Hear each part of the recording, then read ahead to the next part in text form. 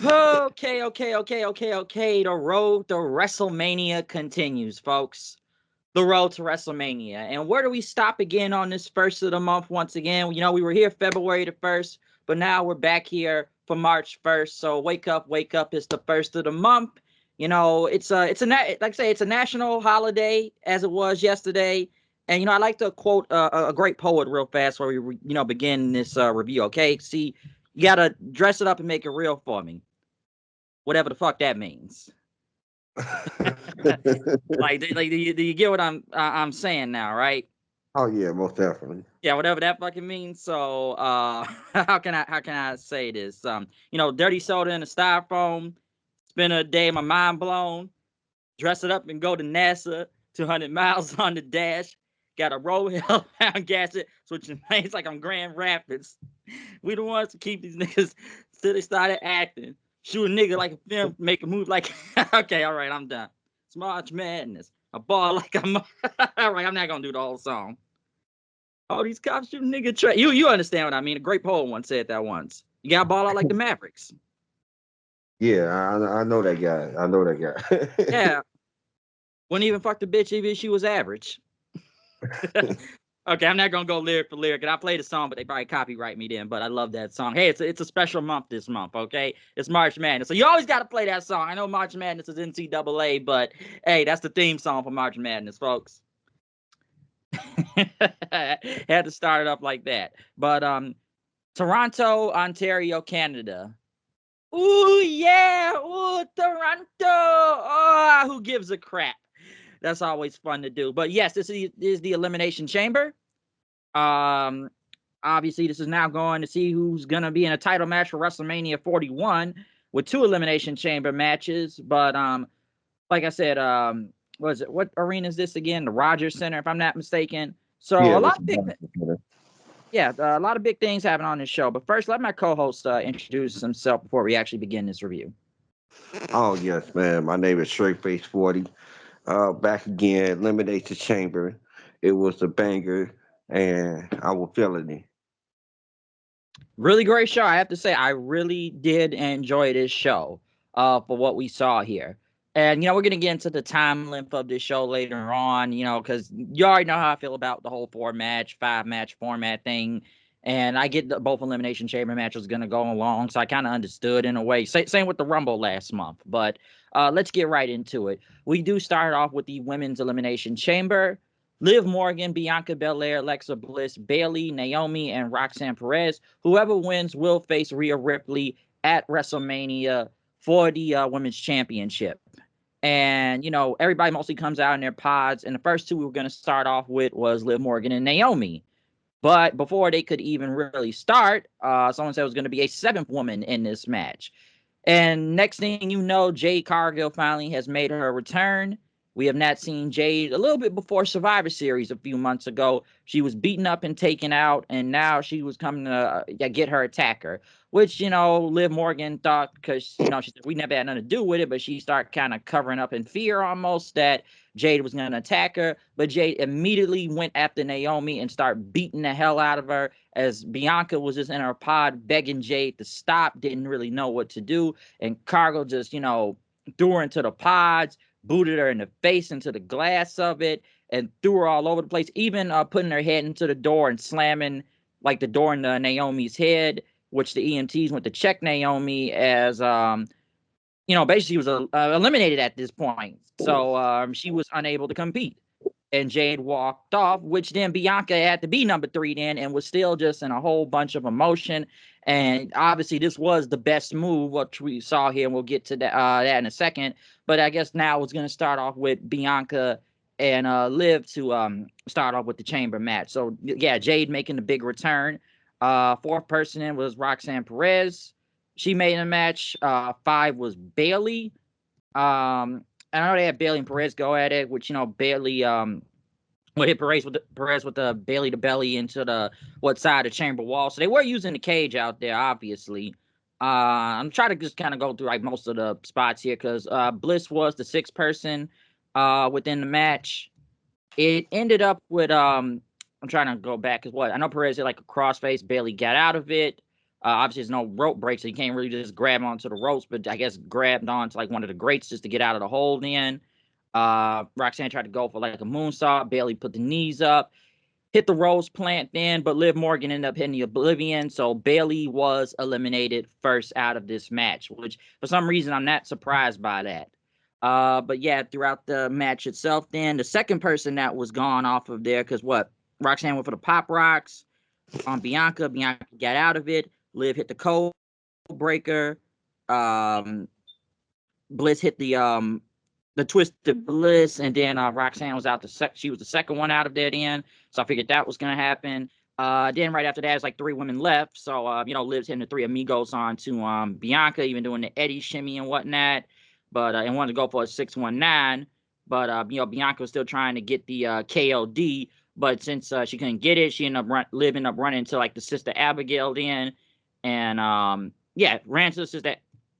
Sorry, she went to the she tried it to Sister Abigail, but Liv ended up rolling up Bliss. So Bliss was out next. So now we get to the final two, which was Bianca and Liv. And you have to give Liv a lot of credit in this match. Some have said she was the MVP out of this whole chamber match. You know how me and I feel about Liv Morgan, but she was taking a beating out there, especially when Bianca used obviously her ponytail and whipped Liv, because they were like kind of near the top of the cage, and she just like straight up whipped her in the back with it, which was brutal. And Bianca threw her back in the ring, hit the 450. But Liv had the knees up. Bianca tried to go for the KOD, went to a code breaker, tried to go for Oblivion again, but Bianca stopped it, hit the KOD, and won the match then. But like I said before, this was a really good Elimination Chamber match. Some say it's one of the better women Elimination Chamber matches. And one thing I said about this match, and I was watching with some people yesterday, and I said this, especially once Bianca, because I like Bianca got to win this, because I said nobody's on her level. And even when it was like the final three with Liv and Bliss, like I said, you gotta give Liv a lot of credit here. I know I don't put her up on the same level all the time, but she was taking a beating in this match. And as Bianca celebrated right after, Rhea Ripley walked down. They had a face-to-face. Io walked in, and I guess, she's still fighting for the title tomorrow night on Raw. I don't know why they didn't do Rhea versus Io on this pay-per-view. They really should have just done it here. I don't know why we got to wait till Raw tomorrow night. It would have been better just to do it on the pay-per-view. But Bianca was the obvious choice that had to win this match, okay? And we've had this conversation before. Everyone in this match, who in this match was really going to be believable to face Rhea at WrestleMania? Really think about that other than Bianca. Yes, we talked about Bianca's booking and how she's been kind of pigeonholed to the tag team for multiple kind of months now, and that being up as like the top woman like usual, because we've seen all the time she's been top dog. Because who else, like literally, who else was going to win this? Some thought it was probably going to be Liv Morgan, but given she won the tag team titles last Monday, figured that wasn't going to happen. And then again, I've seen enough of Liv versus Rhea, so it's honestly time to move on from that. Hey, I like Naomi, but let's be honest, she was never going to beat Ripley. Listen, I've enjoyed the tag team and everything with Bianca, but come on, we know she's now on Bianca's level. Bliss, if they did that, they probably would have done some spooky Wyatt stuff to promote that match, and I honestly wouldn't have really cared going into it. Bailey, but Bailey looks like she loses all the time to everybody nowadays, it looks like. And Roxanne's still in NXT, so they weren't going to give it to anybody from NXT. Hey, like I said, she's really good. I give the Talking Squirrel a lot of credit, but she was not going to win this match. And, I just still keep going on too long here. As for the whole Jade attack, this is what it needed to be. I did not want to see Jade versus Bianca at WrestleMania, because it wouldn't have made no sense. Even if you go back to when Jade was attacked, Bianca was already out there during a match. Okay, let's remember that when they were doing that U.S. title tournament thing, and Jade was already beat up. So how could a Bianca taken her out and do the match at the same time? So the swerve, and we both talked about this before, it was probably going to have to be Naomi. So it's probably just going to be Naomi versus Jade at WrestleMania, I'm sure. Because if we saw Bianca and Jade, were they really willing to risk turning Bianca heel? Given that some say she's like the John Cena of this division, like just super top face that, do you really want to turn her heel? Not saying she can't do it, but what would have been the right move to turn Bianca heel to go against a face Jade? Because I'm like, ain't no way I was really trying to see Jade beat Bianca at Mania. And then again, Bianca would have had to carry that whole match, which you could probably say about Naomi too, would have to carry this match coming up at WrestleMania. So the right moves were made here. I know some people were kind of worried about it, but Bianca had to win this match. There was no choice. It had to happen. So I'm fine with this decision. I'm all good with this. And it's going to be Rhea anyways, because EO ain't winning nothing tomorrow night. Yeah, I was fine with every decision because it was every right decision. It was every decision. It was obvious because nobody. I would stop paying attention after a while. After that, Jade attack. After a while, like, because I knew, it was gonna be Bianca and whoever else. I don't care whoever else it was. The ending part right there. It was just gonna be Bianca and being the last two. And I'm like, it was just too obvious. Everything was too obvious. And that was good obvious, so it wasn't no bad obvious. Like, oh man, we saw that coming. It was like that needed to happen. The whole match was decent. The whole match was decent. No problem with it. I don't really have no problem with it. I ain't just like I'm not like I hope I'll go and come off as a person who dislike two chamber matches, but I do dislike it. You know what I'm saying? Like it kind of take away from the one, take away from the other. Okay, well, the main event took away for this, so it's like I just two chamber matches just too many for me. The women could do something else. You could try to come up with something creative. Not just the same old thing. As the men, you can come up with something different. But yeah, no doubt about it. It was everything was good. Um, I guess they gonna have Jay versus Naomi, which is gonna be decent. It ain't gonna be a bad match. Jay first match will be bad. She could be the former world champion. And it's like I'm cool with that. I mean, it made no sense. I mean, it wouldn't make no sense company wise and money wise to take that cash cow named Bianca away from merchandise. Like she sell merchandise. She is the hottest baby face in the women's division right now. You know what I'm saying? So it's like that would be company wise. It would not make any sense to do that. But um. I smell a triple threat, to be perfectly honest. Yeah, tomorrow, I don't think tomorrow it some type of screwy DQ finish gonna happen. Mm, Yeah, yeah, Bianca probably gonna end up right. hitting. Bianca probably gonna end up hitting Monday Night Raw tomorrow, and they're gonna interfere and fuck up the whole matchup. I think it's gonna be a DQ finish tomorrow. To be honest with Interesting.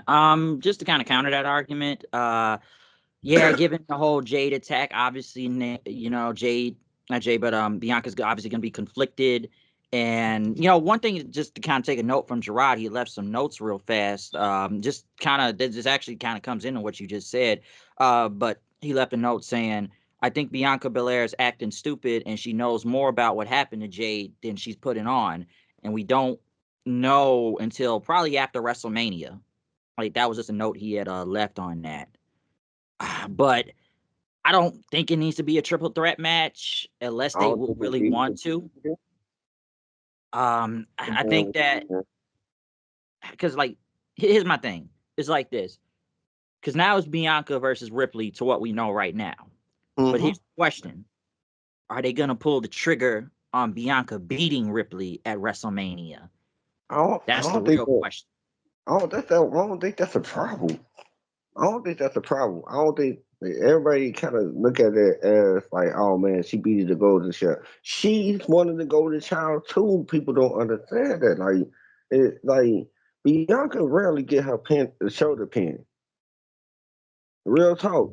I can name last year probably on my one hand how many times, and then that was probably like the the last year was she, the last part of last year was she like kind of lost. Like I mean, I'm over here looking like I don't know. She up there. She literally up there with Rhea. Oh no, Like she should be. She has to, but I do feel like, and like you said, she's not like she's taken a lot of like losses. Like I said, it's a tag team she's been in, so it's mostly been Naomi taking the pinfalls here. Like we rarely see Bianca get pinned. Only other times I can name she got pinned in the recent last year was what against Nia Jackson, that whole King of the Ring tournament thing, which I was actually somewhat surprised to see because I'm like, wow, like you just don't beat Bianca and live to tell about it. Like I was actually kind of surprised by that. So, and a lot of people do feel like given, it's almost like this. Once Triple H started booking, it's almost like she wasn't like the top dog in that position. And like I said, we already talked about Rhea being the golden child. And yes, Bianca had been the golden child for a few years now, but that was mostly under Vince. Because we seen her like what, three-peat damn near WrestleMania, be the champion and all that, always at the top, literally beating everybody. It's like I said about this match.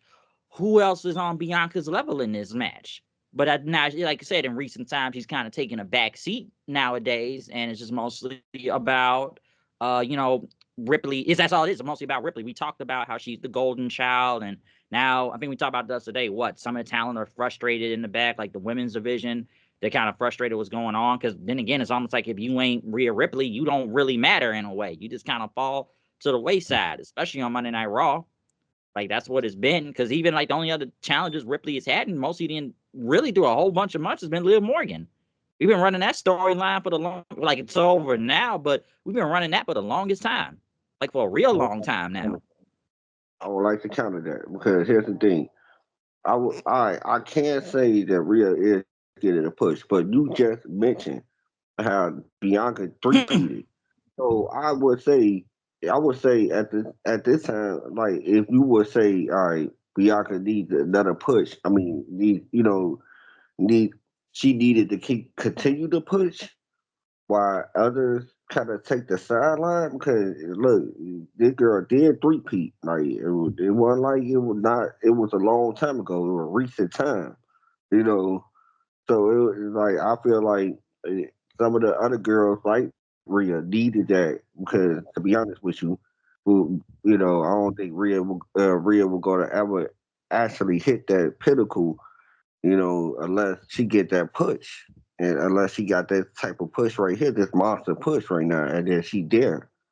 Of course I feel like she could take a break now, after Mania. To be perfectly honest with you, that's how I feel because I think Bianca could hold down Monday Night Raw by herself too.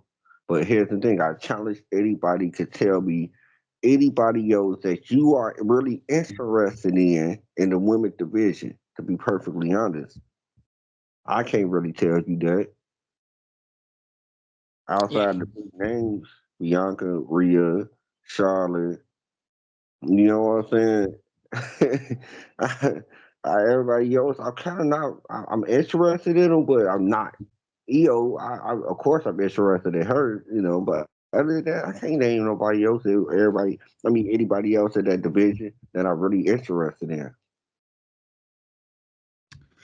yeah. No one's not really booked like that, especially just to the names you just said right there. Who else is really booked to the top like that right now? Even in the whole mid card women's division with the titles they just made, it's like who else is really up on the level right now? Like seriously, unless we brought Becky Lynch right back now, and then that's another name at least that would be at the top. But looking at the rest of the division right now, who else is really up there than like that other than the names you compare to?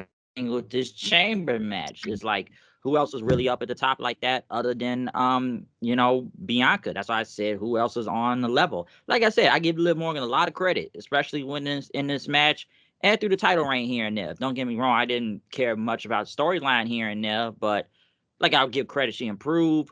Bliss, I don't really kind of care, but I understand why, like I said, people pop for her and everything.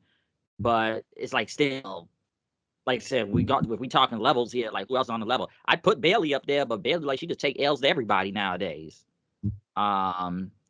like I said, and Roxanne, like she's still on NXT. Like she just got there. So like she's not even on the main roster yet. So until that happens, that'll be a different story for another time. And it's like you just said about even with the chamber match. I know we talked about this in the past. I think I said this back at War Games. What the whole equality versus equity thing. You know, you said one like if it's two chamber matches. Well, we said it about the Rumbles. We said it about the War Games. We even kind of said about Money in the Bank because you know. I guess what they try to do is put the men and women on the equal playing field, even though it doesn't really look like that half the time. But we talked about this in the past about, you know, having these two chamber matches. I'm like, you know, are you doing this just because? Or are you doing it because it means something? Because we definitely said that about War Games a few months ago, even in War Games from the year before. I could give you, I could say, yeah, get on the Royal Rumble. I would definitely say that. That really means something because both times, both people can go to WrestleMania and fight the champion. They choosing? That's cool, but you don't need two elimination chamber matches. You don't need two war game matches. You don't need two of everything. I can't even say you don't even really need two money in the bank, really. But if they gonna continue with the money in the bank, I guess. But war games and elimination chamber, you don't need two of those. Just one. It makes that match feel big. I remember back in the day when it first got introduced, it was only one, and that match felt like it was the most important, dangerous, deadly match in the world. So we need to go back to that. And they want to keep on doing it. Okay, go on here, but it take away the media after a while. Yeah, I can understand that argument because I've heard that a few times now, and like I said, we've already discussed it. You know, especially when I was like I said, the whole war games thing that's been going on for a few years now. So that's why I bring up the term, you know, equality versus equity and whatnot. Like, what are we really One going more for thing. here at the time? Go ahead. One more thing too, and I hear people argue or what good for the men is good for the women. You hear those guys on Twitter and all that, and they say these things, but at the same time, they would be in the same breath. They would also say, "Oh man, we needed a new name for the women intercontinental champion and women U.S. championship." But hold on, time out. We needed something different for those titles. Why we can't just use something different for them Mm. all the do they need the same thing every day? We can't use that argument and then I'll turn around and say we need a different name for the women's mid card belts. But at the same time, you were cool with them having everything the men have except for the except for the name of the belt. It's just they kind of contradict themselves. Yeah, true. I can see that because I think I said this a while ago when it comes like to the new mid card belts too. I always kind of said like, and I know the names can get confusing, but I said why didn't they just made up a new title? I thought they were gonna make up a new title, but I guess like okay, we gotta make a women's intercontinental and we gotta make a women's US. I was like, can we just make a whole new belt and name it something else? 'Cause Yeah, I made that argument before, so that's how I kind of feel about it. But nah, just looking at this whole thing like I said, this was you could say this was really predictable, but Bianca had to win this match. Okay, she had to. But now, like I said, it's going to be a lot of storylines going back and forth. Obviously, now Bianca has to deal with the Jade situation, and now still go for the title at WrestleMania against Rhea. So what we know right now until tomorrow night, like you said, it could be a triple threat, depending on. But like I said, Bianca's now in between some storylines right now, so it is very interesting. But other than that, like I said, the right woman won here, so yeah, definitely cool with this decision. yeah. I do think that. Of course, that was the only decision. That was the only decision that you could go with. It was her. Everybody else, like you said, everybody else, it would be no reason. Like Alexa Bliss, no reason. And you know what I'm saying? It's like Like all of those, they were just there to make a good match. There we go. That's all I can say. Yeah, because like I say, it was a good match, and yeah, like I say, get ready to live. She took a beating out there, because like you could see the marks. That it was crazy. Um, but yeah, it was only one winner in all of this. Yeah, so we already knew what was gonna happen. But let's move on though. Next was a tag team match between Trish Stratus and Tiffany Stratton versus Nia Jax and Candice LeRae. Trish celebrating her 25th anniversary in WWE. Honestly, yeah, the tag match was what it was. I don't got much to say about it. Jax took the pinfall after the moonsault by Tiffany. I don't. It was what it was. Some say this match probably could have been on SmackDown. Like it was good. I did kind of zone in and out a little bit out of it, but I didn't think it was a bad match or anything. But like hey, it was Trisha's hometown. It's Toronto. She's back again. So I'm cool for what I saw right here. I don't really got much to say about it. Yeah, yeah. Me and my cousin was talking about it too. It was one of those little matches. It was just fun for the crowd. You know what I'm saying? People at home, I don't think people at home really felt the same thing as the people in the crowd felt. Like this was all we were looking at our phone break basically. We were paying attention to our phone more because I don't even really uh remember any of this match, to be perfectly honest with you. Like I'm telling you, I'm so totally serious. Um, yeah, I don't know. I don't even know the finish. Like how did finish happen? I don't know. Seriously, yeah, Uh, I didn't pay attention to this match. Tiffany just hit the moonsault on Jackson, won the match. Like that's all that really happened. There's not much to say from here.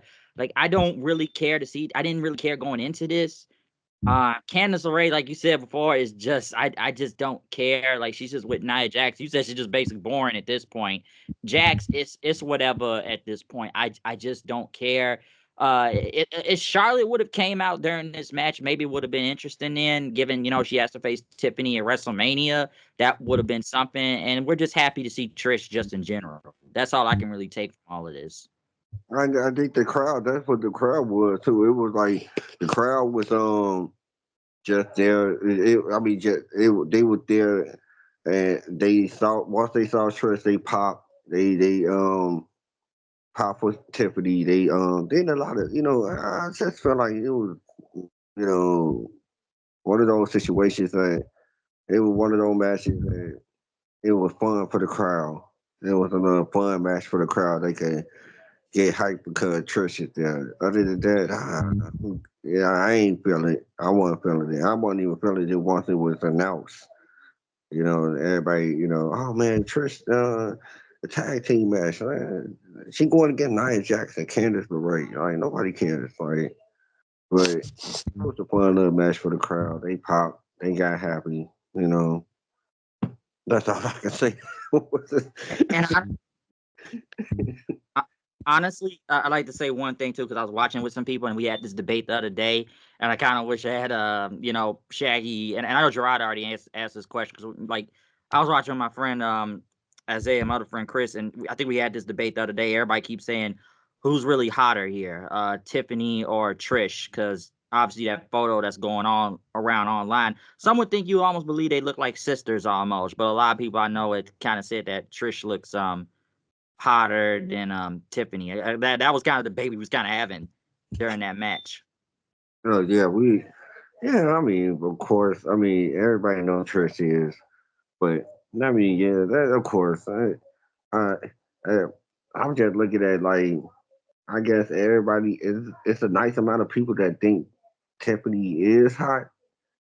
I don't see it. I don't think she hot at all. I think she like okay. She not an ugly girl. Don't get me wrong, but she not like beautiful like the they say she is. She's not really that cute. I just thought Trish was hotter. I like that's my opinion. You I know, just, Yeah, I understand. Even at this point in the game, she looks amazing.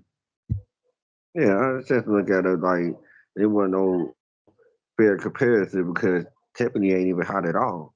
So she ain't even hot at all.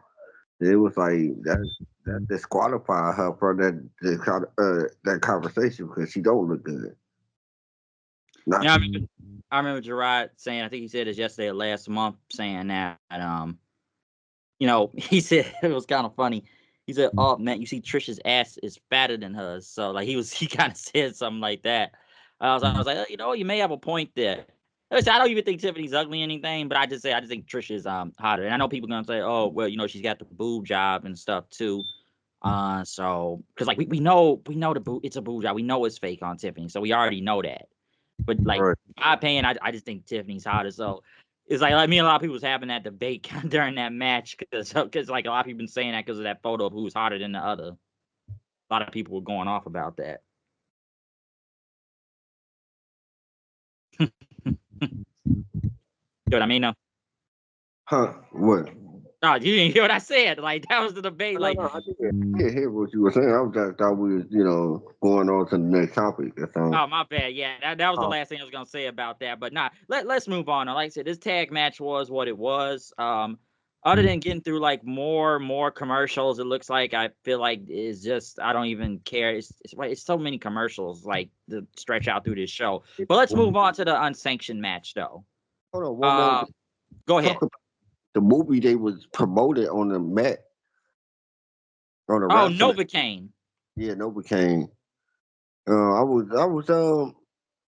saw the trailer of it when we were watching this match. When I was when this match was on, and I was like, oh, that seemed like a decent movie, right? I was kind of thrown off a little bit because it was like WWE don't usually like they usually put the sponsors on there. I thought Prime was still going to be the main logo, but then now they promoted movies and stuff. I'm like, oh, okay, I guess.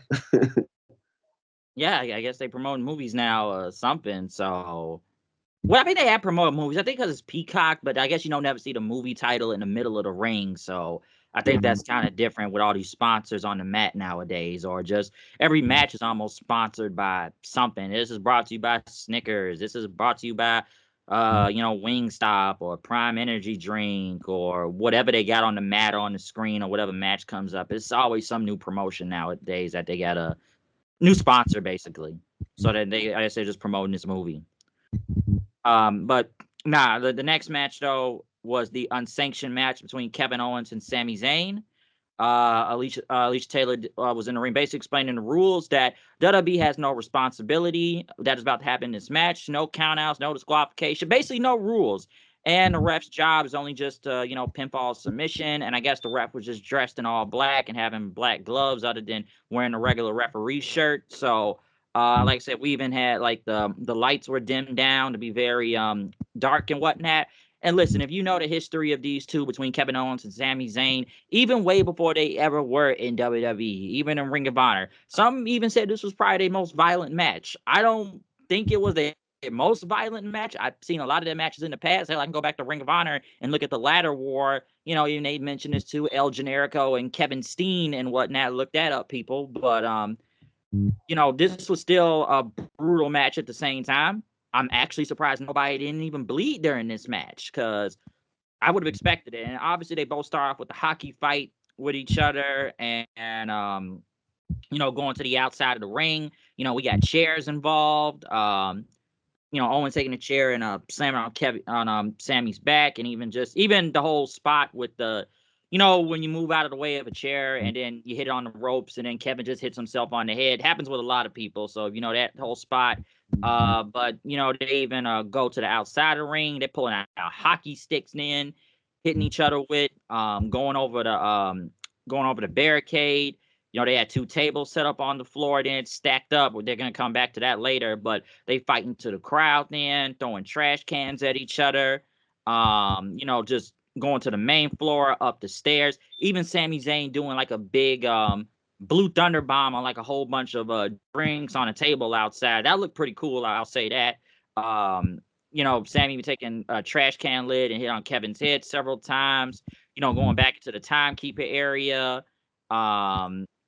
Which I think they went to like the broadcast table with too. I think Owens threw him on top of the table. I think even when they got to the top rope, Owens ended up pushing Sami off the top rope to where those two tables were, which was very brutal, by the way, too. So that was pretty crazy. I'm trying to go because he got him in. He tried to pin him, but Zayn kicked out. They both battled again. Sami was gonna go for the haluva kick, but the ref Owens pulled the referee in the way. So yeah, the ref was down. We got a ref bumped in.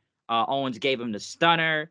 Another referee came out then, Lil Nate himself, and he tried to hit the count, but once again another ref bump happened because it was two, and then Owens just kills Charles Robinson. Then so he kills him, and then we sent out a third referee. So we sent in a whole bunch of referees for this match then, and they still continue to brawl. I know they got another table involved. You got agents trying to tell Kevin Owens to stop during this match. I know Sami hit him with another haluva kick, and then he ended up pulling out a chair that had barbed wire on it. So now we got barbed wire chairs involved in this match. I'm trying to remember everything that happened because I think it did a dropped hold on the chair like Zayn hit Kevin Owens with, and Owens was covering his eye then because it was a lot of pain on it, and then Sami ended up hitting like a blue thunder bomb on top of the barbed wire chair and some other chairs that looked stacked, so that was pretty brutal. But he even tried to go for a third haluva kick, but he got hit with a pop-up power bomb then after that. I know they got some tables involved in which Kevin did the fisherman, what's that move called? Like the big suplex, fisherman suplex, not a fisherman, but that twisting suplex, and it was through some tables and stuff in the ring. So that was pretty brutal. And then once they kind of get to the outside, Kevin took a chair, he put on Sami's neck, and he started throwing him into to the guard post, several of them then, and even power bombing him on the apron of the ring. Hey, it kind of goes back to when Kevin Owens first debuted back in NXT again, with Sami Zayn, and now he power bombed him on the apron then several times. And people wondering what are they gonna do, and Owens just threw him back in the ring, and he finally covered him. So this match was damn near 30 minutes, by the way, too. So hell of a brawl between these two. And Kevin Owens, he just starts, he basically just starts picking up the what do you pick up? The mat on the concrete floor, moving the security guards out the way, and he's just ready to kill Sami Zayn again. But next thing you know, Randy Orton's music hit, and Randy Orton finally returned. We haven't seen him since almost October, since he took that package pile driver, which makes me question the way. You got Sami Zayn and others taking package pile drivers, but they're back in a week. But Randy Orton, it takes something 5 to 6 months to get back. And Orton is just taking his time. Orton in full gear, by the way, too, taking his time getting to the ring. And Kevin Owens was just kind of waiting on it. It's all right, just bring it. And then they just both start brawling with each other then. Orton obviously hit him with an RKO. And then he was ready to kick him in the head and stuff, just ready just to take his head off. Because first he he was gonna hit him with a chair, but he's now I'm gonna kick him in the head. But then next thing you know, all the security guards and producers got involved, which wondering why'd y'all get involved? I thought the match was over at this point, but he was basically getting ready to kill Kevin Owens then. But Orton just starts RKOing every security guard, and even shook the last one's hand, "Hey, nice to meet you," and just he RKOs him, and then he looked at the WrestleMania sign. So obviously, it's gonna be Randy Orton versus Kevin Owens at WrestleMania. I know some people are gonna wonder what does this leave Sami at WrestleMania. My personal opinion, I think he's gonna face Cross at the new Sean O'Haire there at WrestleMania coming up, since he's been stalking him for over a month or two now. So gotta say, one hell of a brawl between both Kevin Owens and Sami Zayn. If you know how these two guys work in these matches, if you've seen it before, they're gonna put on something good. Yeah, it was a good. Yeah, it was a very good match. I felt like it lived up to the expectation. I like the part where not Kevin, Sami Zayn dropped Toho and Kevin into the barbed wire. He sold it like he got shot. And but There's nothing more I can really say because like I've been saying for everything, it needed to happen. Everything that needed to happen. So I don't have no ill will to this match. It was a good match, a good brawl, and Randy Orton needed a return. Yeah, it's not much to say. Orton's back. Obviously, it's gonna be him and Kevin at WrestleMania. Like I said, Orton's been gone for months. I see he had to return here. I thought he would have returned at the Royal Rumble last month, but no, he actually showed up tonight at the Elimination Chamber. Like I said, dude was in full gear, jacked to the gills, and just ready to kill Kevin Owens after the whole package pile driver thing. I will say I was surprised nobody didn't even bleed in this match. I feel like in this match somebody needed to bleed. Yeah, I think so too. I think so. I guess they was saving the blood for that one segment. But other than that, I think this match needed blood too. Agreed. I really believe they needed blood for this. So they could have did it, but they just didn't do it. So, but I thought it was still really brutal. I thought it was really enjoyable. So, like I say, if you know how these two work, you know how it's gonna go. Like I say, you got Randy Orton back, which, like I said earlier, it's like, hey, everybody else takes a package pile driver, they're back in a week, but Orton's gone for like 5 months though. Like, okay, I think it was more towards his real life injury. Like you can't tell me that we just told the audience, oh man, he returned from a a spinal cord surgery.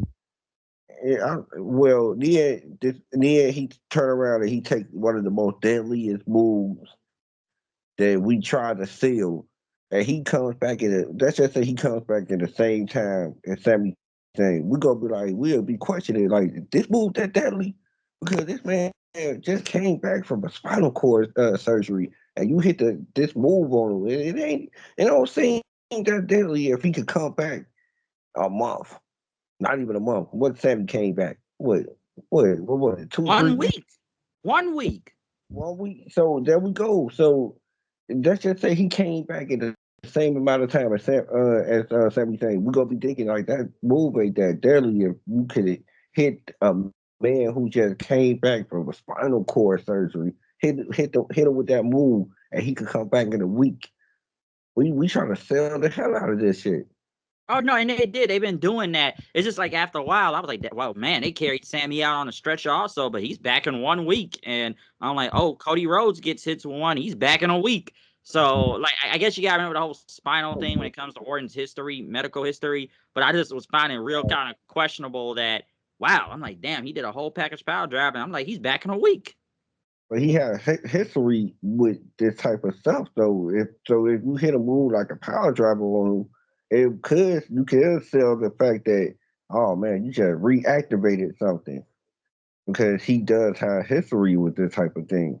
Like Cody and Sammy, they don't have no history with no back, no neck, or nothing like that. Because I even questioned at one point, and I think I know not to just go into another show, but like I even said it before, like about maybe a few months ago. I was like, by God, this dude Will Ospreay is taking a pile drive on steel, a jumping pile drive on steel steps, but he still could go for like another 10, 20 minutes. Like Orton, like he gets hit and like this guy's basically dead then. But at least I guess with WWE they're actually selling the move, unlike I guess AEW and whatnot. But it was just kind of funny to me. It's like, man, people getting hit with package pile drivers, but Orton sells it like death. Yeah, So that was my thing about it. But yeah, it's gonna be Orton and KO at Mania. Would you agree that's gonna be Sammy and Cross at Mania? yeah, they'll get Sammy some a little something like that. Keep him on the media card. And Cross can, you know, Triple H can fulfill his cross dream by putting him on the mania card. He was on a Mania card last year. And so he could, to continue his dream. That's his dream. Yeah, it's definitely Triple H. He will not give up on Cross because I'll say this too, and I know he's been doing the whole Sean O'Hare thing in the back with Sami, being the devil's advocate. I know everybody's pointing out how every person crosses face, they end up turning heel, and stuff. But I see how so many people say like, "Oh yeah, he's really over." It's like, can we see in front of a live crowd or something? It's not like we've really seen him do this like on the outside or in a match in recent times. It's just mostly just lurking in the back. That's all we've really seen. But a lot of Right. people say, "Oh, his shit on the internet is real over." So I'm like, I can believe that, but I do kind of wonder. Like everybody says this over. Like, well, damn. At least can we see in front of a live crowd? And because we only just see segments. I'm not saying he's doing a bad job at it, but it just makes me wonder. I mean, he not. We'll see because you see if you want to sell a match, WrestleMania match, you can't have the man in the back. Yeah, he gonna have to come up and do promos in the ring. So yeah, I definitely agree with you. He not over, but people go gravitate towards somebody. You already know how that is. Once they gravitate towards somebody, they go try to swear up and down that guy is over. He not. But we'll see. They'll see. Yeah, because I already have people now trying to say, "Oh man, you know how over Cross is." I'm like, is he? Because I haven't really seen it. Like, I haven't, like, especially in recent time. Yeah, he's gotten TV time, but most of the time he just kind of lost to everybody. But okay, I get the argument though of, oh well, this guy turned heel because you know because he went against Cross. So yeah, that's what really happened here. Because if since Cross lost, they end up turning dark eventually. So I wasn't seeing. I really wasn't seeing with the Wyatt stuff because I just didn't care about it. But I just thought it was still interesting that they end up getting rid of the rest of his crew. But like I said, the Cross Scarlet thing is a package deal. So it's like Cross never really need a manager to talk to begin with because he can already talk on his own. But like I said, we'll see. This is working for him. But it's like I said before, Triple H is like I said, he will not give up on Cross. He will not give up on Cross. He won't. He will make sure he gets over. No, no. He gonna try to go until you can't go anymore with this guy. Because they are just they have tried their best. So this is probably the best thing that is working for him right now, and that's why I believe at least he'll get a match with Sami at WrestleMania. Because I just feel like everything else Cross has done WWE ever since he came back again the second time around. It's just been kind of whatever, and we said that before. And yeah, I wrote like I was kind of high on the train before, but like throughout time, it just kind of became whatever, and I didn't pay much attention. Then everybody said, "Oh, but you gotta look at the him in the back and the storytelling." I'm like, I must have wasn't seeing it because I was just kind of whatever, and I guess I just kind of wrote him off. So I get what's going on though and everything, especially with the Sammy stuff. But I just was like, whatever. But it'll lead to a match though. So especially like I said, I say he's the new Sean O'Hare. He's the new Sean O'Hare. Yeah. Yeah. Hey, we'll see how much they get over. Yeah, he's the devil's advocate. So we'll see. But now we move to the main event of this show. Well, I guess the main event match of this show, I should say.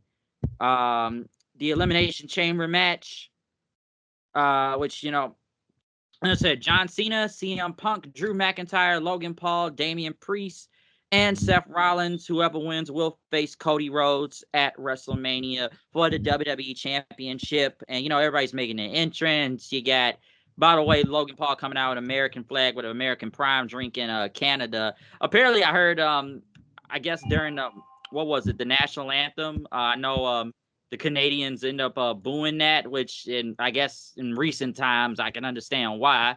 Not gonna get into that, but just outside political stuff. But I thought it was kind of funny. But yeah, he's getting the heel heat out there. But I already did boo the national anthem. Um, but yeah, like I said, the Elimination Chamber match. Everybody's making an entrance and all this stuff. The first two we did start off with, which by the way, tell me what was Seth Rollins supposed to be when he came Um, um, remember that Disney movie? Angelina Jolie did. I think she was like the villain or something, Magnificent or something like that. It was some movie, man. I forgot, but Maleficent? Maleficent. Remember that movie? That's how he addressed it to me.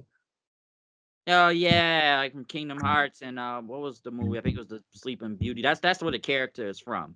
Yeah, it's that's how he was dressed it to me. Like, my goodness, what is this? These pointy shoulders look like he could poke an eye out with that type of stuff. Like, what is?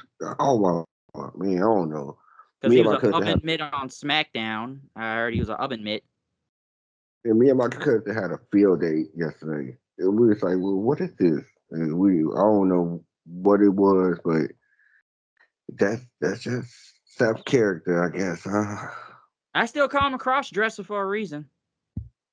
I don't Yeah, care. I still call him a cross dresser. I do not care. Like he sometimes it's like, yeah, I don't know if he raided Becky's closet when she was doing the gimmick of being, big time Bex and everything. That's why a while ago I kind of said like this dude like basically took his wife's gimmick in a way. I said that a long time ago because when Becky was wearing all the outlandish stuff and then Seth started doing it now, I feel like he kind of took her gimmick. So that's why a lot of people make the joke of, so did you raid your wife's closet or something like that? That comes up a lot. I think he went overboard than she did. Oh, he's trying to turn up to level 10. I ain't no trying. That nigga did because she didn't wear she didn't wear the stuff that he wearing. No pointy shoulders and all that stuff. She wasn't wearing the stuff that he was wearing. Becky's stuff was outlandish. Don't get me wrong, but my goodness, self is just taking it overboard. That's overboard. This is too much. Yeah, it's like it just I'd be wondering.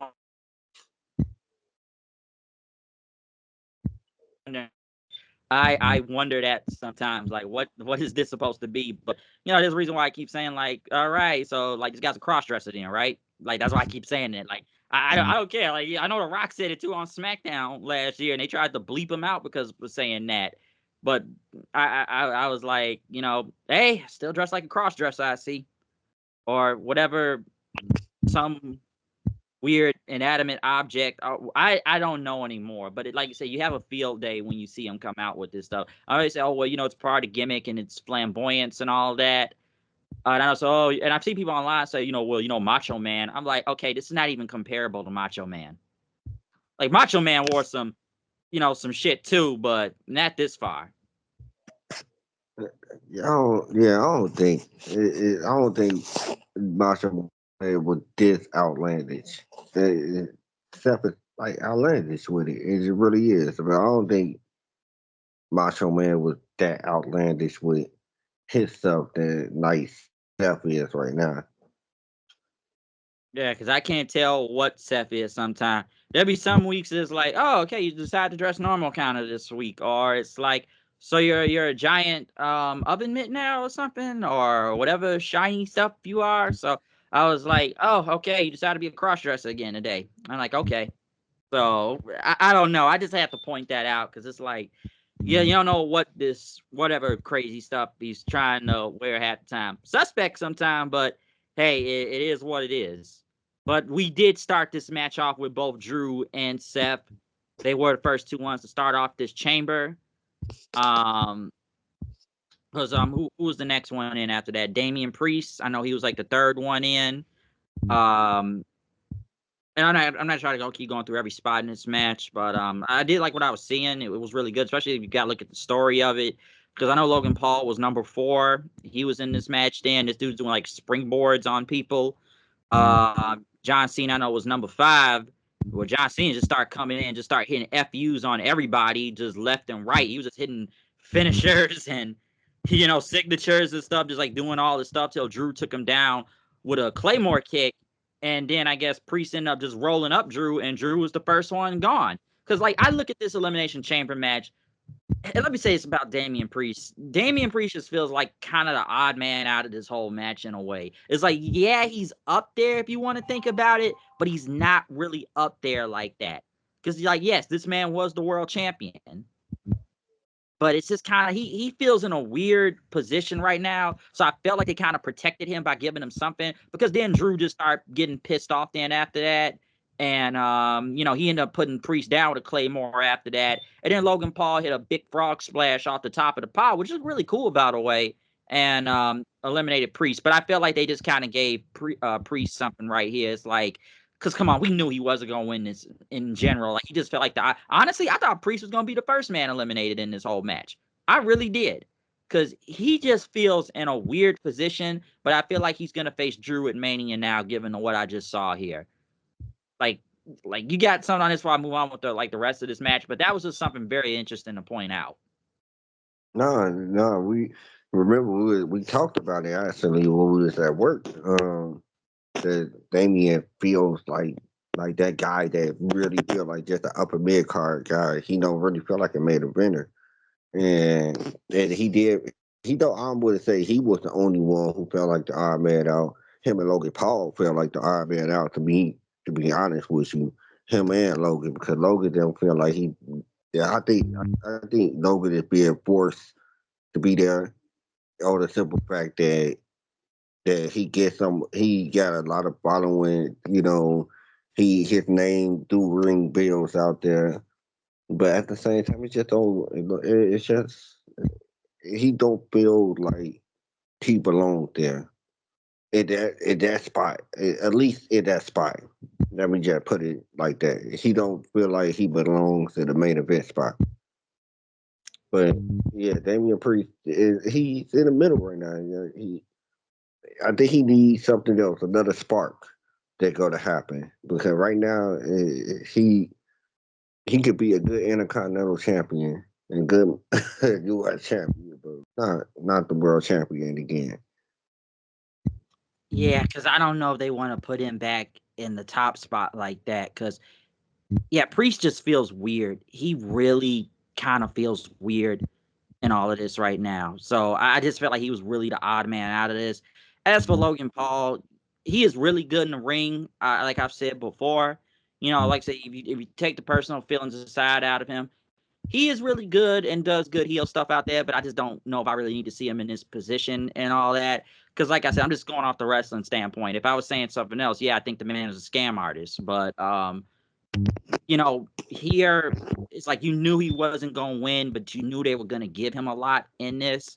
Because, Punk, moving on this match, I know Punk was the sixth man in there, and they had Logan Paul waiting on him because we saw how Logan Paul slapped him on, Raw and everything. Because at first, they kind of made sure it was between Cena and Punk because, they had the big stare down, pointing at the sign and everything. And, obviously Rollins has to ruin the moment then and go after Punk and stuff. Because, if you think when it comes to Punk and Cena, obviously Money in the Bank 2011 and many other matches, but I know that's the most famous one. But Seth, he made sure to go after CM Punk in this match. And, been here a long time, but this is mine, okay? And throughout this match, he started doing the punches.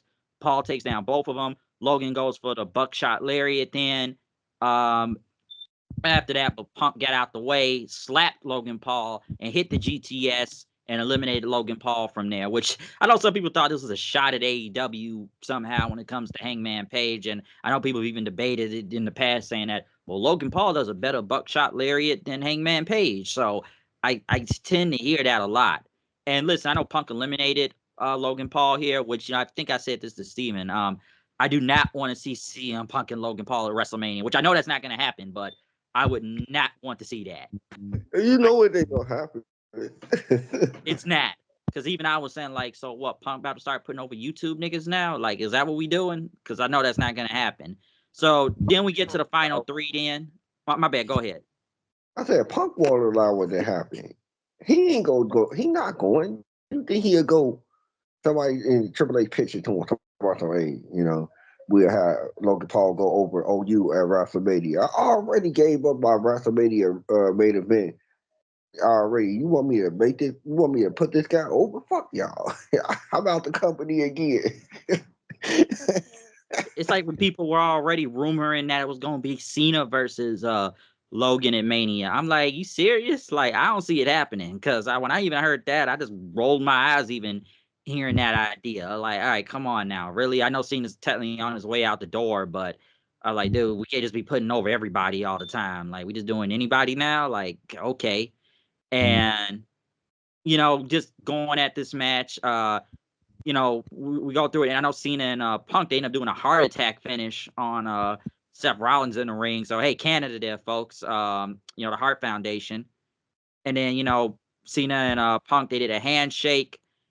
Punk, I guess he hugged Cena and then immediately GTS'd him damn near and whatnot, which I thought was pretty funny. And then Cena, was that later in the match or was it right there? Because he did that, but then Cena hit with like a FU after that. But, Cena was still trying to do the whole "you can't see me" thing, and Punk tried to go for the GTS, but Cena hit the STFU, and then Punk, rolled into Anaconda Vice then, but Cena was still able to get out of the finish and whatnot, and then Punk, he was gonna go for the Macho Man elbow drop, but then he saw Seth Rollins standing up and went for him instead before he went back to Cena, and like I say, he hit him with another FU, but Punk still kicked out of it. He went to the top rope, but Rollins and he ended up getting seen like a buckle bomb then into the chamber wall, by the way, too, into the the cage, and then threw him into the pod then right after. And then Punk tried to roll up Rollins, still got out of it, hit a pedigree. I know they kept going back and forth at it then, which and I thought this was a cool finish right here because Seth tried to go once again for the big curb stomp and stuff, and they started almost trying to hit finishes on each other, but Punk hit the GTS on the Rollins, which then transferred to a FU by Cena. So it was like a double finish, like a GTS going to a FU. So I thought that was pretty cool, and Seth Rollins got eliminated from that end. So then we only had Cena and Punk then, and then they had the handshake then, and then it was like a GTS, and then an FU literally right after. And then Cena had Punk's leg and was trying to get the whole the STFU in.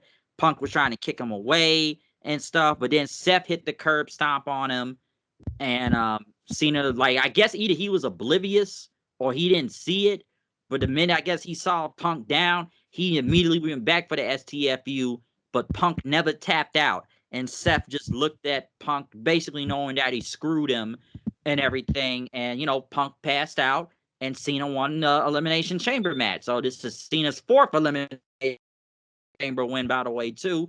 So once again, we continue the Seth and Punk feud, which I'm honestly surprised Roman Reigns didn't come out. I was actually expecting Roman Reigns to return here and screw Seth out of this match, but it didn't happen. But like I said, Cena won the Chamber from here. So crazy ending of this match. Oh yeah, most definitely. Yeah, I liked the whole Seth Punk thing. I still think what I think, I kind of just throwing it out there, but what I think is going to happen is I think Roman is going to return tomorrow. That's what I think, but I could be wrong. I could be wrong, but that's what I think. That's my whole speculation right there. But the whole little thing, man, it's like it kind of surprised me. I did not expect that man to win because he haven't been here, so it was like You said surprise? because I didn't expect that uh, to be honest with you, I was thinking that like we said in the car, he haven't been there. He ain't been there the whole time. Have he? When the last time John Cena been there? Last month. Right. So it was like. So no promotion, no nothing. So you ain't think nothing. You ain't think he was gonna. I just thought he was just gonna wrestle with wrestle with a elimination chamber. Boom. That's about it. I ain't think nothing of it. But he ended up winning. It kind of surprised me because where have he been? Make it a movie. And I'll say this, because listen, and I know I may have didn't discuss this with you, but I probably discussed it with some other people. And we're gonna get to the last part of the show in a second, because my first immediate pick was gonna be Punk. I thought Punk was winning this thing. I really did. Like, that was my first initial pick going into this. But obviously, Cena winning here obviously transitions into the next segment then. Because I guess I didn't say this to you, and I said to some other people, we're going to get into it in a second. And listen, I enjoyed the chamber match itself. Like, it was really good. Like, I did enjoy it. Obviously, the stories going back and forth with each other, and the Cena Punk stare down. Them going back and forth was still really good too. And Seth obviously screwing Punk out again.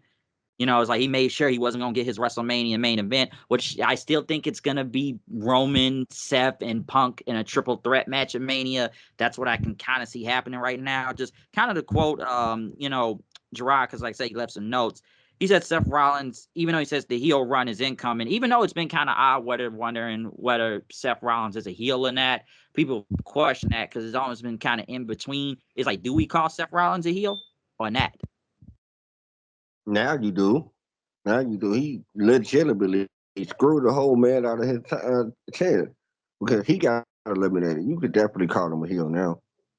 Yeah, because he screwed him out of his WrestleMania main event, and Cena won the match then. So, like, he basically got screwed again. Like I said, like, I expected Roman, but I know you said Roman may come back tomorrow night or probably by SmackDown. So, like, Yeah, one of those two could happen then. So, I could see that. But let's move on to the final part of this show. I guess you could say this was the main event of this show then, with The Rock, which I know we've questioned The Rock's appearances on WWE for a while now, especially that promo from a couple weeks ago. I do want to say I do want to take back what I was saying when we were during the segment. And I was like, man, why he got the main event segment? It now makes sense, and I do want to take back what everything I was saying when we were texting yesterday. And it wasn't an ego trip. It made sense. Everything made sense for this to follow the Elimination Chamber. So I shut up after that. I felt like at first I thought it was an ego trip with the Rock, but I was like, oh no, it made sense why it followed the Elimination Chamber. Oh yeah, of course it did. Like it definitely it had to make sense because we've been questioning the Rock of how he was just talking random and doing just all this stuff. Like, did you see the segment on SmackDown where he gave Cody a car?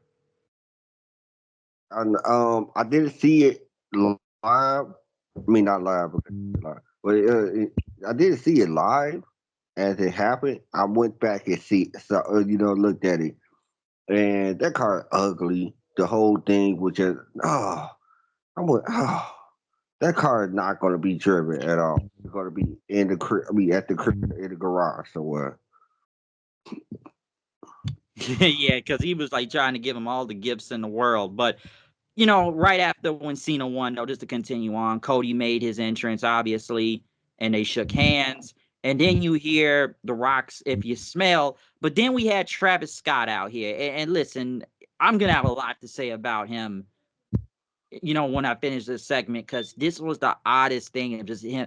He did not belong out there. I'm just gonna say that right now. And I know his music is for Mania and everything, but it is the oddest thing when you really think about that. Get what I mean? I said it, man. You were talking about it when we were texting yesterday. I said he didn't belong out there. Man, I said it. Remember, I was like, man, why he out there? Why? Eh,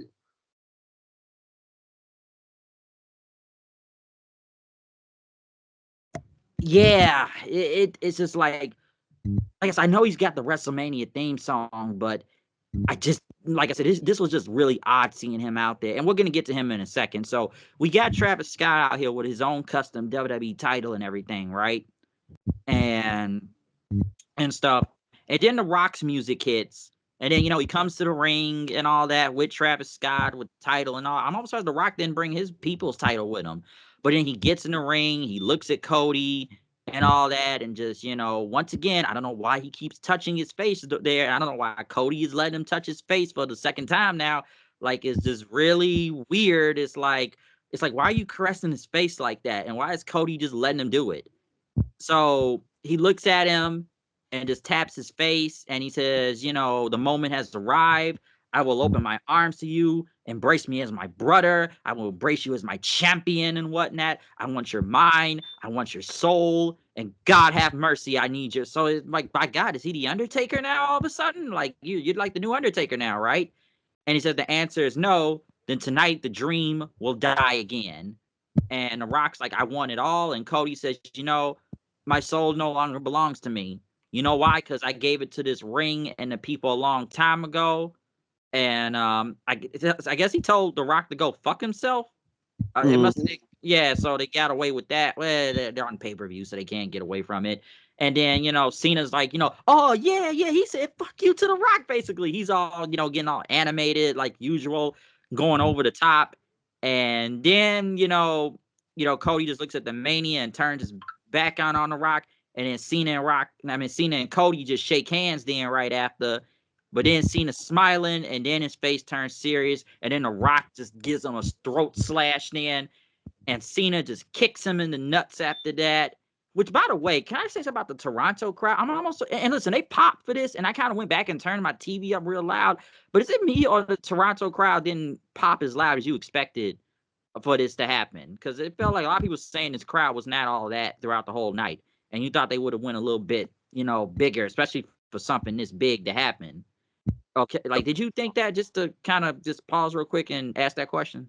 No, I definitely agree because a couple of things that they didn't really pop. I want to for example, I want to go back to where they were showing some of the Elimination Chamber match. They showing all the guys to the back, Chuck Daniel, Priest, they showed CM Punk. CM Punk got a Hey, not to cut you off, you're really like muffling right now. yeah, CM Punk really didn't get a loud pop, but it's like I don't know what to say. Like that Toronto crowd really wasn't it. Yeah, because you think for turning Cena heel, you thought they would have popped bigger, but they really didn't. They honestly didn't pop as big like I expected them to. It was almost like either they were confused, but they said this whole crowd throughout the whole night wasn't really popping that loud. So you think it would have been that, and it wasn't. Because like I said, you got Cena just kicking him in the nuts, and then he took like the gold Rolex and he hit Cody in the face with it then, and just, like twice, by the way, and even picked up the WWE title and hit Cody with it. Well, good shot, by the way, too. You can hit the smack on him, and Cody's just now bleeding in the middle of the ring. And then the commentators like, why did you sell out? Why do this? And he hits him hits him with the title again in the forehead, and even takes the tie off of Cody, ripping his shirt off, ripping his suit off of him, and using the necktie, just choking Cody out with it. Kind of like Daniel Bryan doing to Justin Roberts, but he's just choking him. And then, they place Cody on, like, on his stomach. And then you got Travis Scott just getting involved, too. By the way, he's just like, I thought he was lighting up a blunt in the back, but y'all said it was sage, I guess. So, yeah, I thought it was a whole blunt. This dude just sitting there ready to smoke and everything. But, Cody's bleeding. And then the fans start chanting, "You sold out." And then Rock takes off the belt that, he made for Cody, even having the date that Dusty died on there. And they just start whipping the hell out of Cody with then, just whipping him several times. And Rock and Cena shaking hands, and even Cena holding up the WWE title and just stepping on Cody's head then after that, before they leave the back then. And I guess somebody got in the ring to check on Cody after. I don't know who that was, but I don't know if it was like that was Cole. Yeah. Yeah, I'm gonna get to Cole in a second because I got some things to say about him. But I will say this: it was now or never.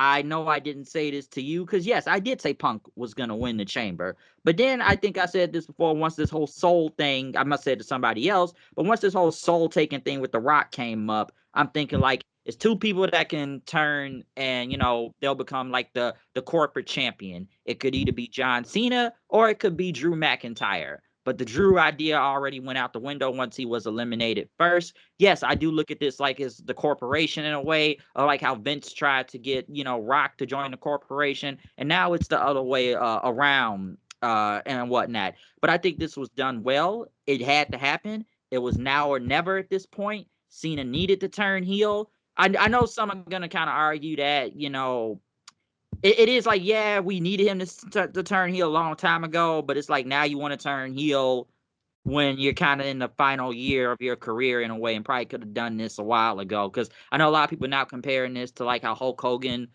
turned heel and joined the NWO and stuff. And I'm just looking at this all out here. It's like this is the new world order, folks. Or as Gerard would tell me, just like the new 2-man power trip, like with Austin and Triple H and whatnot, and stuff. So I think the segment was really good and everything. I know a lot of people were really shocked behind this. I was like, this needed to happen. It had to happen. So obviously, it's going to be a lot of something real different now.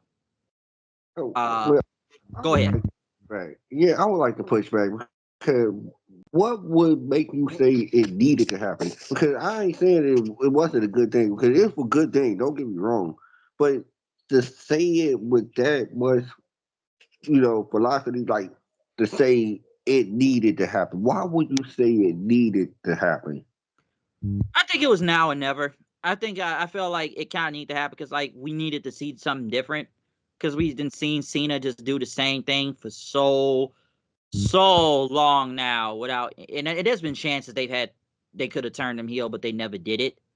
But I just felt like if y'all gonna do all this, it was like now or never. I know some people thought this could have happened at WrestleMania. Some people already comparing this to like WrestleMania 17 when Austin ended up joining with McMahon and all that. I just felt like we if we really about to do this, it's like it just got to happen.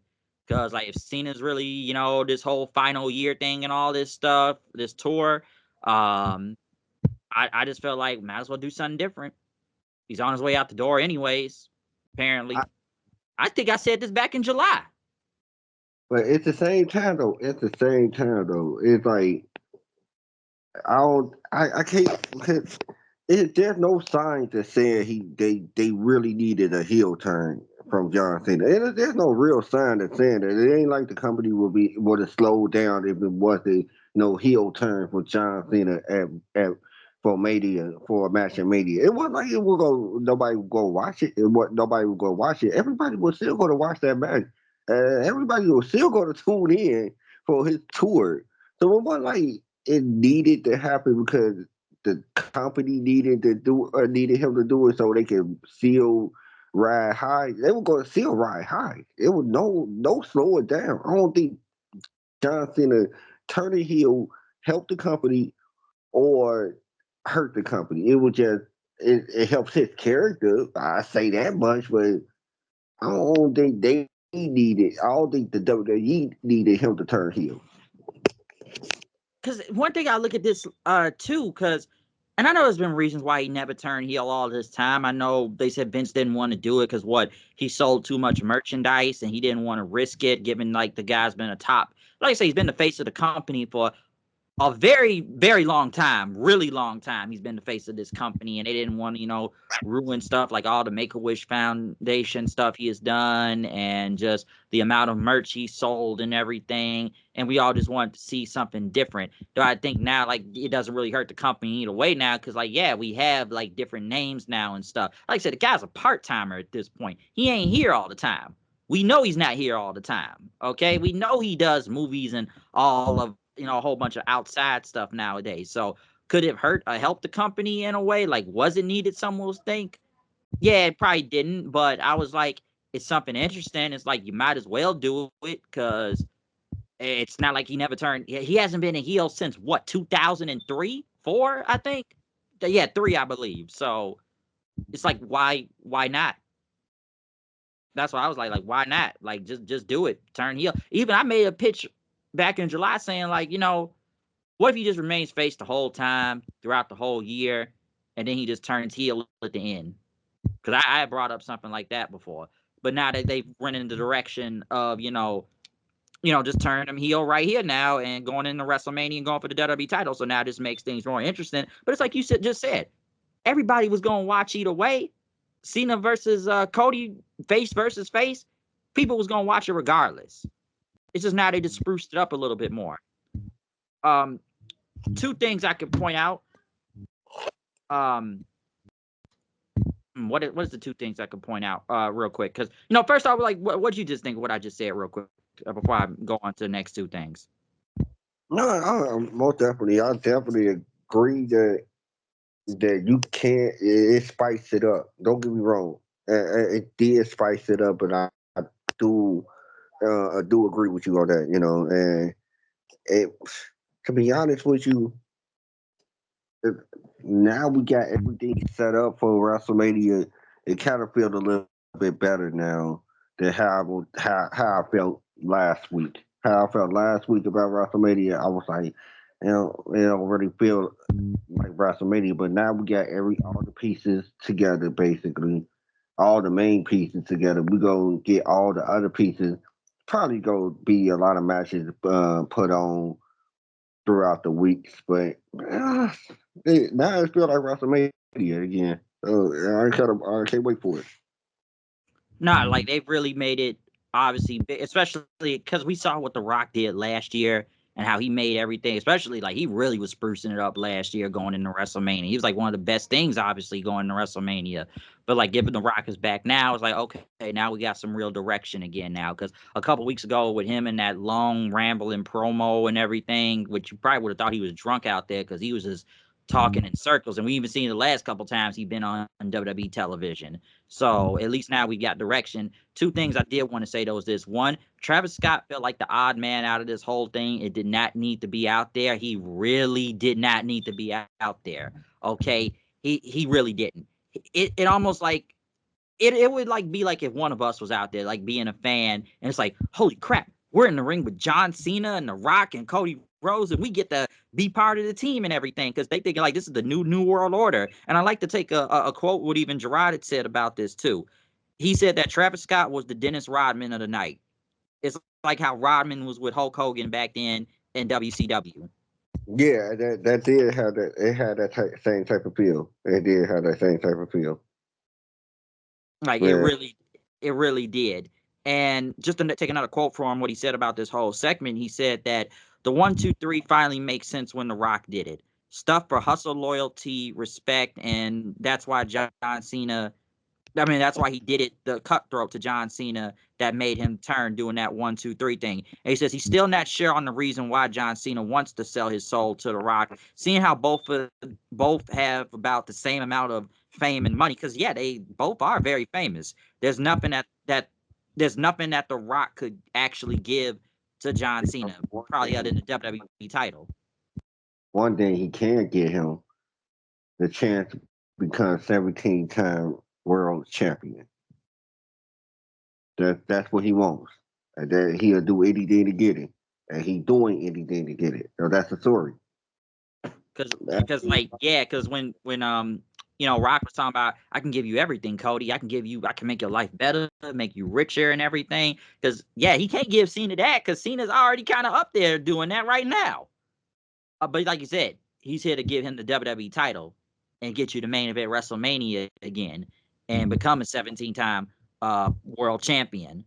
So that's the only thing he could give him, like literally. So it's real interesting now, and obviously a lot of things have got to change now. Because one, I believe both of them will be on either on Monday Night Raw tomorrow night or on SmackDown, and Cena's gonna have a whole new look and approach. He probably needs to have new theme music now. And listen, we can't go back to basic thugonomics because the people will cheer for that, obviously. So I don't expect John Cena to come back out here spitting bars again. Okay, he's not about the rap. But I think he's now the new corporate Cena, the Hollywood Cena. You got to wear a suit right now. Wear the suit, have the slick back hair. I think he needs to get a tan, obviously, because he looks like more paler than Sheamus out there.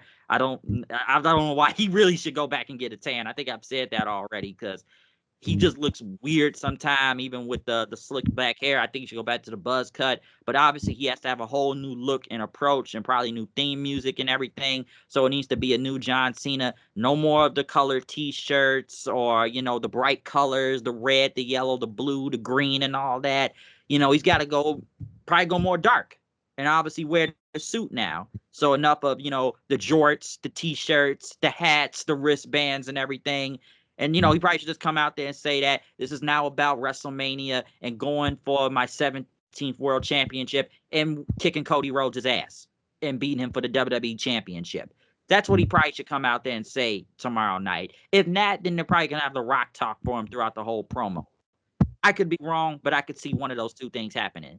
So that's what I see both of them probably doing, on Monday Night Raw tomorrow or SmackDown. Yeah, yeah, like you said, I can see that too. either tomorrow night or SmackDown, but I think tomorrow night they want to keep it going for a minute. Yeah, the Fallout, and it's the Fallout show too, so they got to bring in something hot for the Fallout show. But yeah, like I said, that's probably what's gonna have to happen now, and Cena's gonna have a whole new look now, basically. So, and then some people were really shocked, obviously, because they probably thought they never see it. They probably never thought they would see him turn heel again. Because I do have to ask you this question: like, do you think this is now comparable to I said earlier about Hulk Hogan, with the NWO and how he turned? Yeah, I wouldn't say exactly because Hulk Hogan needed it. You know what I'm saying? It needed it. John Cena want to get booed. Hulk Hogan back when he was, I mean, when he would, before he did that heel turn, some of the fans were booing him. They didn't really like him like that. They got tired of the red and yellow. They got tired of the eat your vitamins and say your prayers. So they were kind of about to turn on him anyway. So when he did that move, it was best for him. And so I can see what y'all want to say where it compared to because the magnitude of the two wrestlers, like these two are the top guys of they generations. So you thinking like, man, for him to make that heel turn and it kind of surprised everybody. But John did it just. I think John did it so he could have a better storyline, whereas Hulk Hogan needed it to better his. I mean, to change his career, to change his career direction. His career direction was going down at first, but the heel turn made it go back up. Where John Cena didn't really need it like that. He just did it because it bettered the story.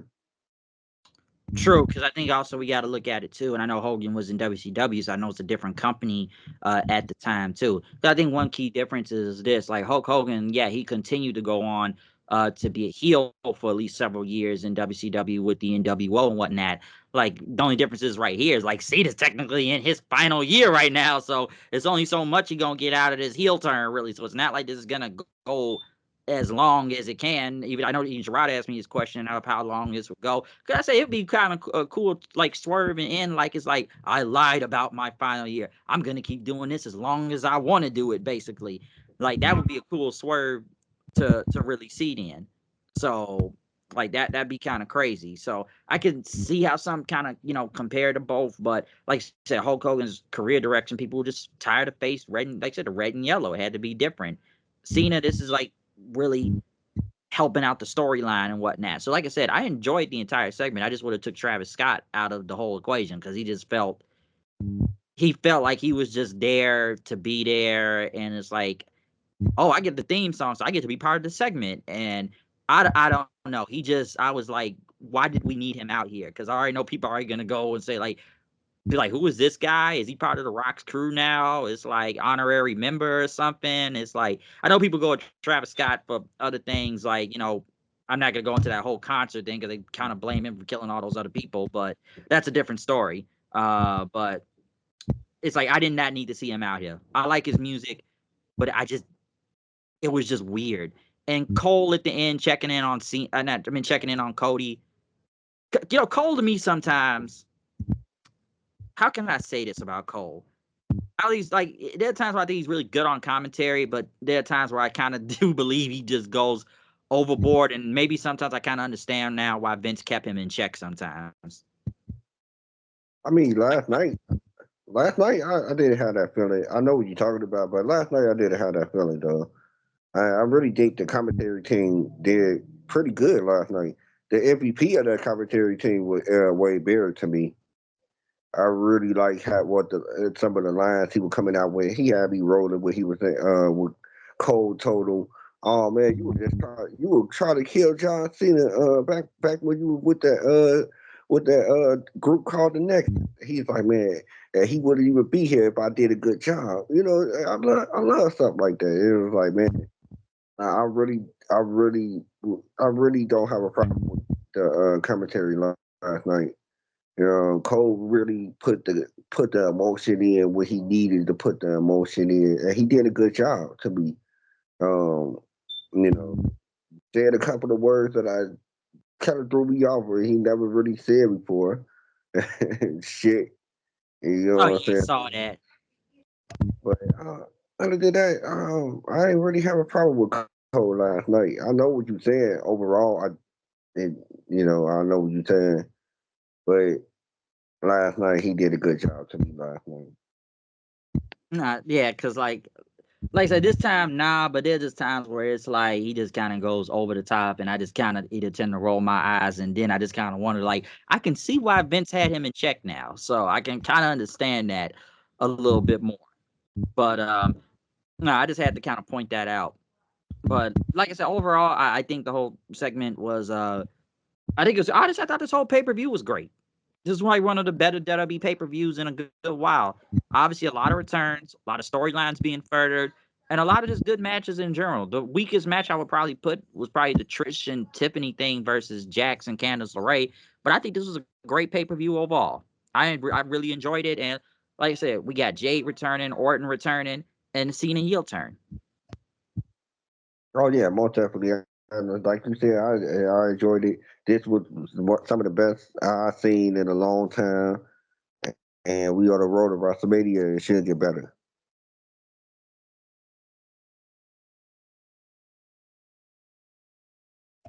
Yeah, but nah, like I said, a little muffled out there for a second, but nah.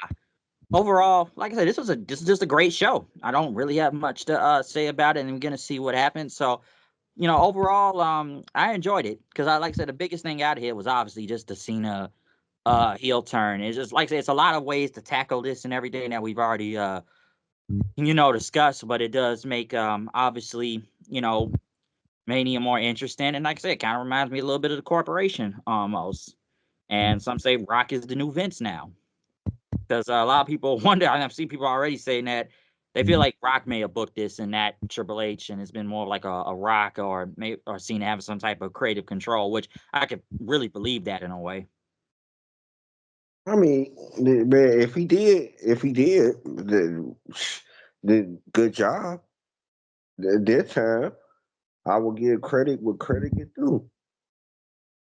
Yeah, I know we come on here a lot, and we talk about the booking nowadays. I guess with Triple H, but in this case, if he really did, then yeah, you got to give credit here this time.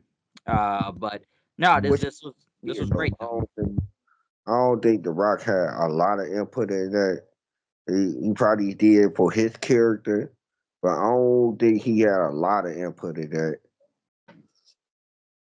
Yeah, he may have had some. I don't know how much, or I don't know how much if he had that much in it. I don't know, but he may have had something to do with it. I'm sure Cena did too in his own right. So, like I said, it's a whole different thing now. So, but like I said, like I said, it really spruces things up for WrestleMania and stuff. But like I said, overall, just a great show. Like I said, one of the way better WWE pay-per-views. Yeah, I definitely agree. So yeah, like I said, I mostly enjoyed it. Like I said, I basically enjoyed literally everything. Needed the chamber matches, the unsanctioned match. I probably just put the tag team matches the weakest thing, but most of my predictions end up I feel like being right anyway, except maybe the last part of the show. So yeah, really great stuff. Real great stuff here tonight. Um, anything to add before we get up out of here? Nah, just follow me on Twitter, straight face 40. That's about it. Yeah, comment, subscribe. Follow me on Twitter, Hood Night 890. We're probably gonna be back next week anyways for another review. AEW Revolution. If you're looking forward to that. Um, I mean, not really, but I'll check it out. Yeah, we're gonna see what happens though. So yeah, other than that, we will see what happens on this Fallout show for Raw tomorrow night because it's gonna be a lot going on. Because like I said, it's WrestleMania season, folks. So yeah, the madness of March is finally beginning. It's a lot of madness about this show. It's definitely March Madness tonight for this. So yeah, there's a meaning to March Madness now going into this show. It really is. Got a ball like the Mavericks. But yeah, other than that, yeah, we're out of here. We'll see y'all then. Peace out. And All right.